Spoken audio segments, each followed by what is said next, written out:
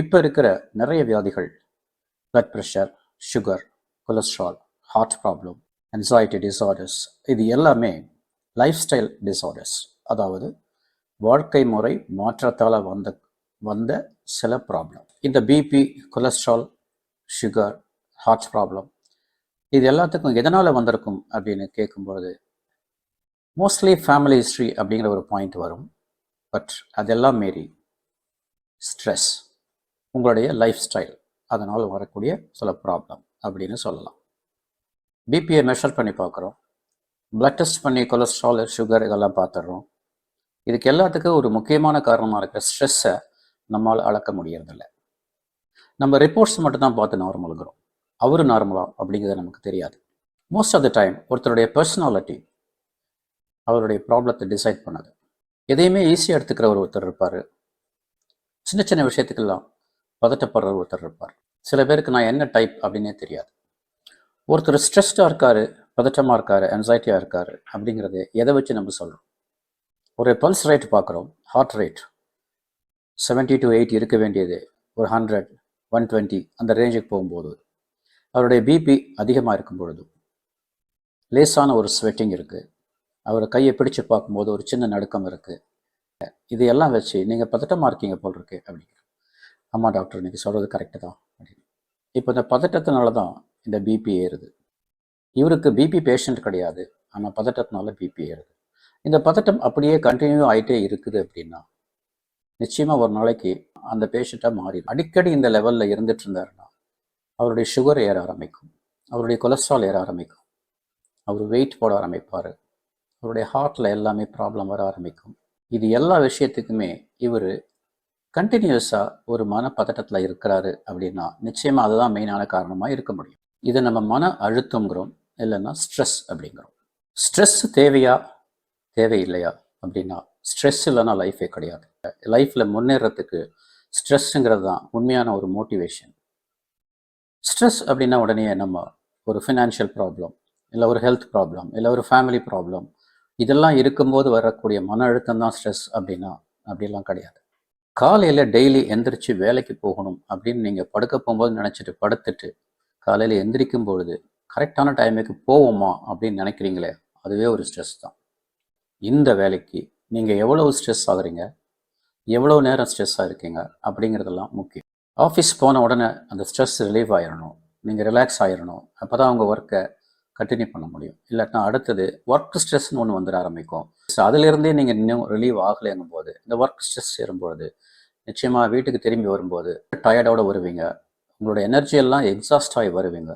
ஏன்னா ஸ்ட்ரெஸ்ஸை over come பண்ணுறதுக்கு நம்ம பாடி எக்கச்சக்கமான எனர்ஜியை செலவழிக்க வேண்டியிருக்கும். பிபி அளக்கிற மாதிரி, பிளட் சுகரை அளக்கிற மாதிரி இந்த ஸ்ட்ரெஸ்ஸையும் நம்ம அளந்தோம்னா எந்த அளவுக்கு ஸ்ட்ரெஸ்ஸாக இருக்கும் அப்படிங்கிறத கண்டுபிடிக்கலாம். இது வரைக்கும் ஸ்ட்ரெஸ்ஸை இன்டைரக்டாக தான் அளந்தோம். ஹார்ட் ரேட்டை வச்சு, பல்ஸ் ரேட்டு, பிபி இதையெல்லாம் வச்சு தான் இன்டைரக்டாக ஸ்ட்ரெஸ்ஸுங்கிறத கண்டுபிடிச்சோம். டைரக்டாக இந்த ஸ்ட்ரெஸ்ஸை மெஷர் பண்ணுறது இல்லை. எந்த அளவுக்கு ஸ்ட்ரெஸ் இருந்தால் இந்த அளவுக்கு பிபி ஏறும் அப்படின்னு யாரும் மெஷர் பண்ண முடியாது. ஏன்னா இண்டிவிஜுவல்ஸ் ஒவ்வொருத்தரும் ஒவ்வொரு விதமாக ஒரு ஸ்ட்ரெஸ்ஸை ஃபேஸ் பண்ணுவாங்க. அது அவங்களுடைய மென்டாலிட்டி, பெர்செப்ஷன், இதெல்லாம் ஒவ்வொரு தனிப்பட்ட விஷயம்.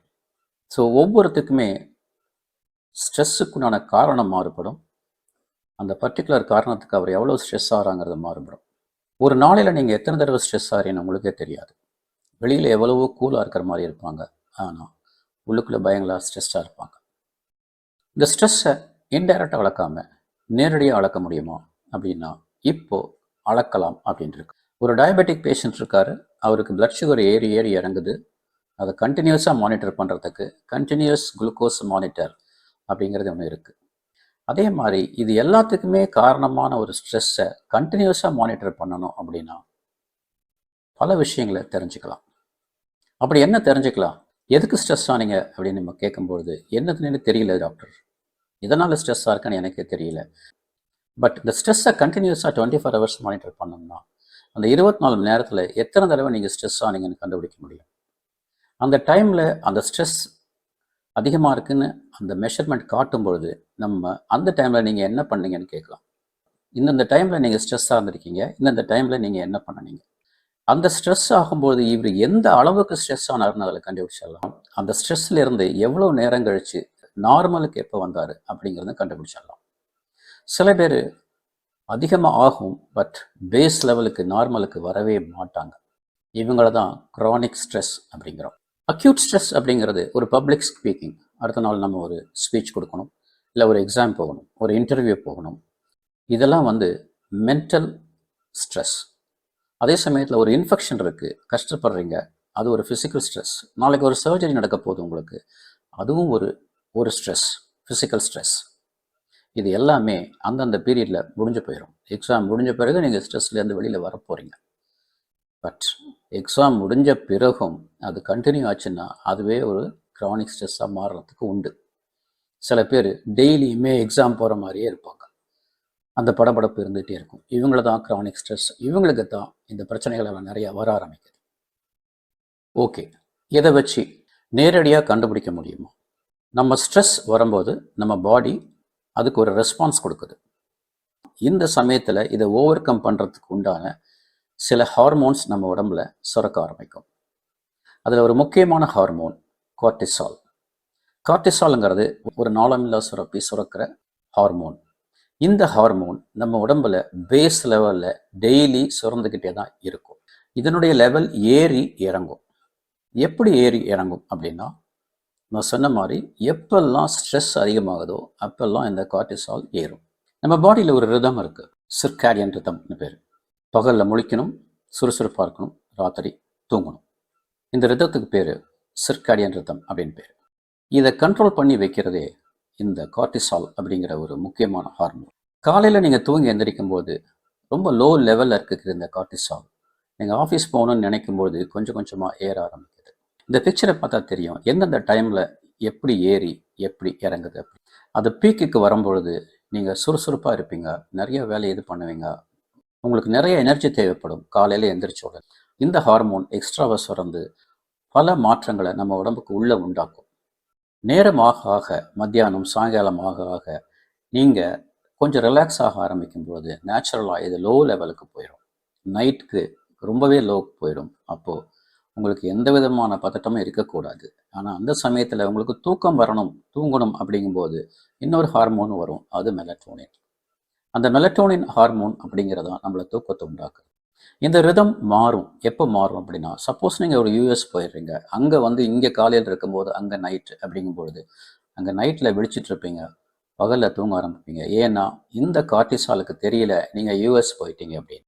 ஸோ இப்படி இந்த கார்டிசால் தான் உங்களுடைய ஹார்ட் ரேட் இன்க்ரீஸ் பண்ணுறதுக்கு காரணம். அட்ரினலின், நாரட்ரினலின் அந்த 2 ஹார்மோனை சுரக்க வச்சு உங்கள் ஹார்ட் ரேட் இன்க்ரீஸ் ஆகும், உங்கள் பிபி இன்க்ரீஸ் ஆகும், உங்கள் பிளட் சுகர் இன்க்ரீஸ் ஆகும். இதெல்லாம் எதுக்கு? அந்த ஸ்ட்ரெஸ்ஸை ஃபேஸ் பண்ணி அந்த ஸ்ட்ரெஸ்ஸை சமாளித்து அதுலேருந்து நீங்கள் வெளியில் வர்றதுக்காக உண்டான ப்ரிப்பரேஷன் தான் இந்த கார்டிசால். அந்த ஸ்ட்ரெஸ் முடிஞ்ச பிறகு நீங்கள் அந்த கார்டிசால் லெவல் உடனே பழைய நிலைமைக்கு வந்துடும், நீங்கள் ரிலாக்ஸ் ஆகிடுறீங்க. இந்த எனர்ஜி கொடுக்கணும் அப்படிங்கும்பொழுது பிளட் குளுக்கோஸ் அதிகமாக ஆரம்பிக்கும். ஏன்னா அதுதான் உங்களுக்கு உடனடியான ஒரு எனர்ஜியை கொடுக்கக்கூடியது. ஸ்ட்ரெஸ்லேருந்து வெளியில் வந்த பிறகு இந்த குளுக்கோஸ் லெவல் நார்மலுக்கு வரணும். சப்போஸ் அந்த ஸ்ட்ரெஸ் முடிஞ்ச பிறகும் முழுசாக ரிலாக்ஸ் ஆகலை அப்படின்னா இந்த குளுக்கோஸ் ஏரியே தான் இருக்கும், பிளட் சுகர் ஏரியே தான் இருக்கும்.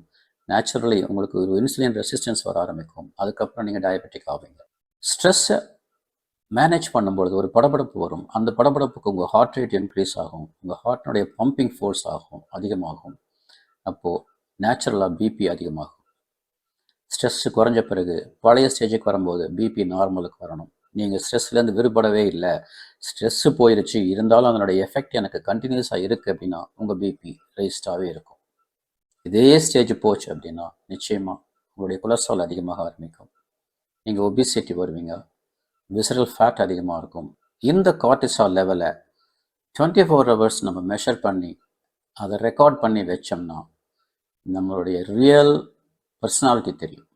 நம்ம யார், எதுக்கெல்லாம் ஸ்ட்ரெஸ் ஆனோம், எவ்வளவு ஸ்ட்ரெஸ் ஆனோம், எவ்வளோ நேரம் அது ஸ்ட்ரெஸ்ஸாக இருந்தோம், எவ்வளோ நேரம் கழித்து நம்மளுடைய ஸ்ட்ரெஸ்ஸு நமக்கு குறைஞ்சது, அதை கண்டுபிடிக்கலாம்.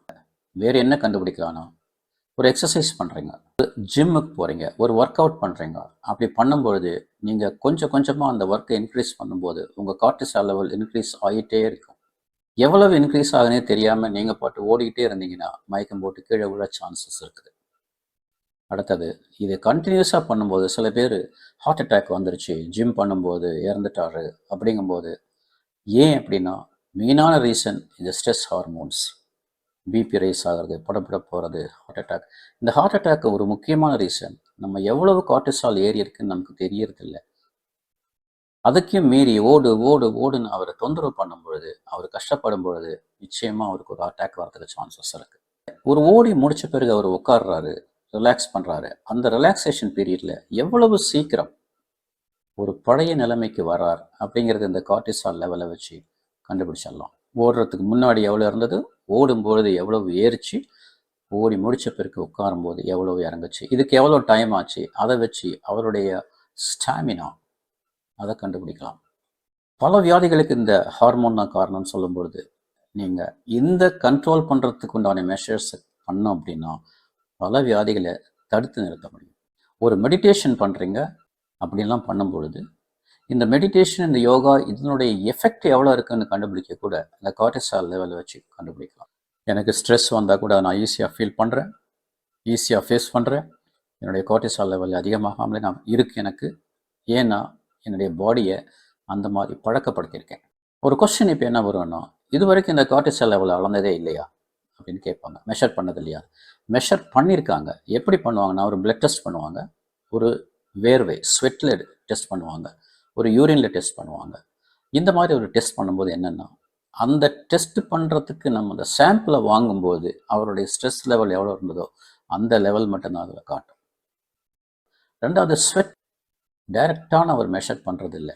இந்த சென்சார், இப்போ லேட்டஸ்ட்டாக கண்டுபிடிச்சிருக்கிற இந்த சென்சார் எப்படி குளுக்கோஸை கண்டினியூஸாக மானிட்டர் பண்ணுறாங்களோ அதே மாதிரி இது நம்ம தோலுக்கு கீழே ஓடக்கூடிய சில ஃப்ளூயிட், அந்த திரவத்தில் இருக்கிற கார்டிசாலை அளக்கும் ஒரு சின்ன டிவைஸ் தான் இது. இதை பக்காவாக அசஸ் பண்ணியிருக்காங்க இந்த சென்சாரை. டயபெட்டிஸ்னு முக்கியமாக எடுத்தோம் அப்படின்னா 25% ஆஃப் பீப்புள் ப்ரீ டயபெட்டிக்காக மாறுறதும், ப்ரீ டயபெட்டிக்லேருந்து டைப் 2 டயபெட்டிஸாக மாறதுக்கு ஒரு முக்கியமான ரீசன் இந்த கார்டிசால் அப்படிங்கிறது தெரியும். ஸோ கார்டிசால் லெவலை கண்ட்ரோல் பண்ணுறதுக்கு உண்டான மெஷர்ஸ் எடுத்தீங்கன்னா பல வியாதிகளுக்கு உண்டான மாத்திரைகளை குறைக்க முடியும். இந்த மெஷர்மெண்ட்டை வச்சு வேறு என்ன யூஸ் பண்ணலாம்னா, ஸ்லீப் டிஸார்டர்ஸ் அதை கண்டுபிடிக்கலாம். தூக்கம் வராமல் கஷ்டப்படுறவங்களுக்கு இந்த லெவல் எவ்வளோ கண்டினியூஸாக மானிட்டர் பண்ணுறதுலேருந்து கண்டுபிடிக்கலாம். ஸ்போர்ட்ஸ் மெடிசனில் ரெக்கவரி டைமை பார்க்கலாம். ஒரு அத்லெட்ஸுக்கு ஓவர் ட்ரைனிங் கொடுக்காம அவாய்ட் பண்ணலாம். ஷிஃப்ட் ஒர்க்கர்ஸ்க்கு இது ரொம்ப யூஸ் ஆகும். இந்த ஷிஃப்ட் அட்ஜஸ்ட் பண்ணுறதுக்கு அந்த ரிதம் மாறி போகும்போது இந்த கார்டிசால் லெவல் எப்படி ஏறி இறங்குது. ஒருத்தர் ஒரு வாரம் மார்னிங் ஷிஃப்டில் இருக்காரு, அடுத்த வாரம் நைட் ஷிஃப்ட் வர்றாரு அப்படின்னா எத்தனை நாள் கழிச்சு இந்த ரிதம் மாறுறதுக்குண்டான அந்த கார்டிசால் லெவல் மாறி நைட்டில் அதிகமாகும், பகலில் குறைவாகும், மாற ஆரம்பிக்குதான்னு பார்ப்போம். அந்த ரிதத்தை மாற்றி மாற்றி கொடுக்கும்பொழுது இதுவே பல வியாதிகளுக்கு காரணமாகும். அதனால தான் ஷிஃப்ட் ஒர்க்கர்ஸுக்கு ப்ராப்ளம்ஸ் நிறைய வர சான்சஸ் இருக்குது. ஸோ இந்த சென்சார் இன்னும் நம்ம மார்க்கெட்டுக்கு வரல. ஸோ வெரி ஷார்ட்லி இந்த சென்சார் நமக்கு கிடைக்கலாம். அடாப்டிக் பயோசயின்சஸ் அப்படிங்கிற ஒரு கம்பெனி இந்த டிவைஸை உருவாக்கி, இது வந்துச்சுன்னா நமக்கு நம்ம யாருங்கிறத கண்டுபிடிச்சிக்கலாம். நம்ம எதுக்கெல்லாம் தேவையில்லாமல் ஸ்ட்ரெஸ் ஆனோங்கிறது தெரிஞ்சிடும். ஆட்டோமேட்டிக்காக நம்மளே இந்தந்த விஷயத்துக்கெல்லாம் ஸ்ட்ரெஸ் ஆகக்கூடாதுங்கிறத தெரிஞ்சுக்க ஆரம்பிப்போம். இதனுடைய சென்சிட்டிவிட்டியை செக் பண்ணி தான் நமக்கு மார்க்கெட்டில் கொடுப்பாங்க. ஐ திங்க் இது நார்மல் பர்சன்ஸ் அண்ட் க்ரானிக் ஸ்ட்ரெஸ்ஸில் இருக்கிறவங்க, ஸ்போர்ட்ஸ் பீப்புள், இந்த மாதிரி நிறைய பேருக்கு இது யூஸ்ஃபுல்லாக இருக்க போகுது. இந்த டிவைஸை வச்சு நம்ம பல விஷயங்களை மானிட்டர் பண்ணி நம்மளுடைய பிஹேவியர், நம்மளுடைய பெர்செப்ஷன் எல்லாத்தையுமே மாற்றிக்க சான்சஸ் இருக்குது. ஸோ ஐ திங்க் இந்த டிவைஸ் பற்றி ஒரு சின்ன இன்ட்ரடக்ஷன் உங்களுக்கு கொடுத்துருக்கேன். இன்னொரு வீடியோவில் இன்னொரு டாபிக் பற்றி பார்க்கலாம். நான் டாக்டர் பாலசுப்ரமணியன். தேங்க்யூ.